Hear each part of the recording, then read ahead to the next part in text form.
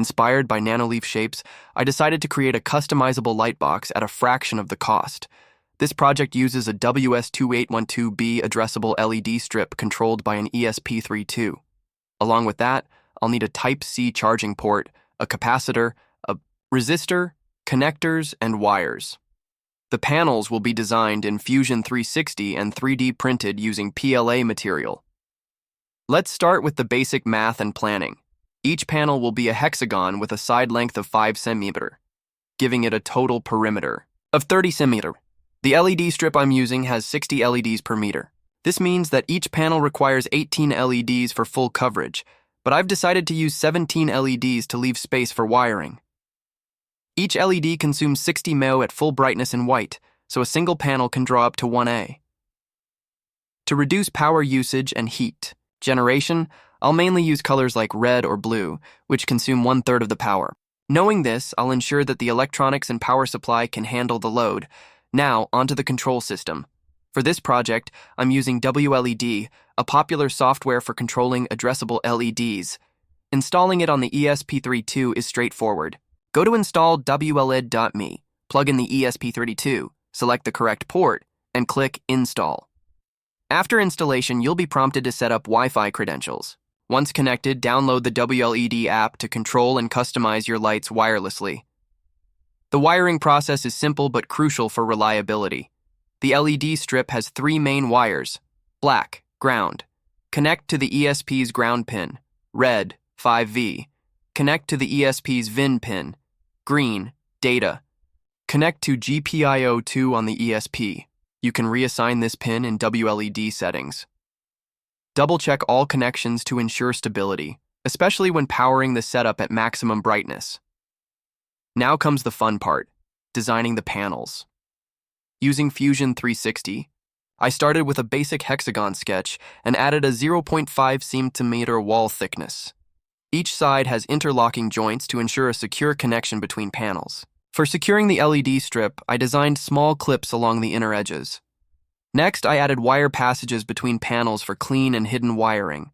The cover design features a honeycomb texture, which diffuses the light softly and evenly. It's only 1 mm thick, ensuring a lightweight build while still providing durability. For mounting on walls, I added brackets to the back of the panels. After finalizing the design, I moved to 3D printing.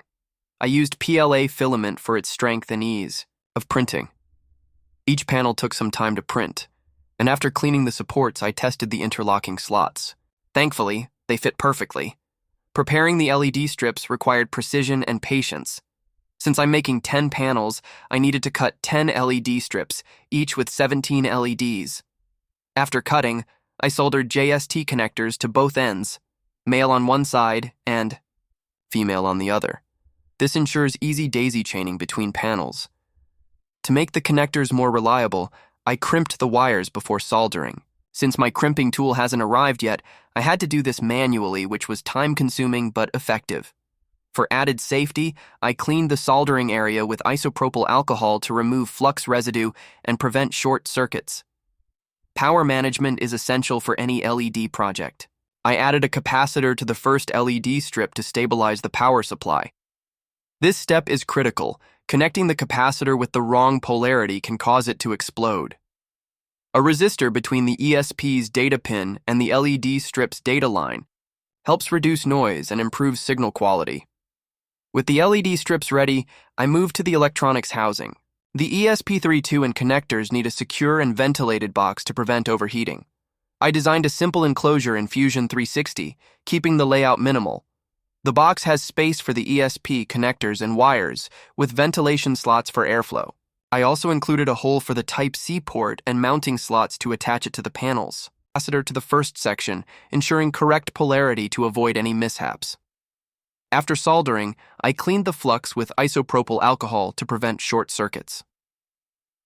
With the LED strips assembled, I moved to the electronics housing. I designed a simple box for the ESP32, an improvised board, including space for ventilation, a Type-C port, and JST connectors. The lid was kept minimal for easy replication. After printing, I secured the ESP with screws, added a resistor between the data pin, and the ESP pin, and used connectors instead of direct soldering for flexibility in future projects. Finally, it's time for assembly.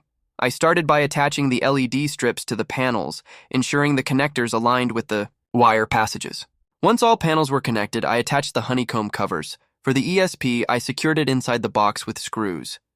Instead of soldering wires directly to the ESP, I used connectors, allowing me to reuse the ESP for future projects. After assembling all the electronics, I powered up the system for testing. Now, the moment of truth, the final test. As I connected the power supply, the panels lit up beautifully. The honeycomb covers diffused the light perfectly, creating a soft and even glow. Using the WLED app, I customized the colors and effects, making the setup dynamic and interactive. Let's talk about the cost.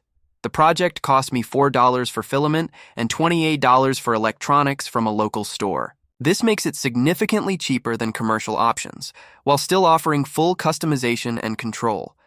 This DIY lightbox not only adds a stylish touch to any space, but also serves as a fun and educational project.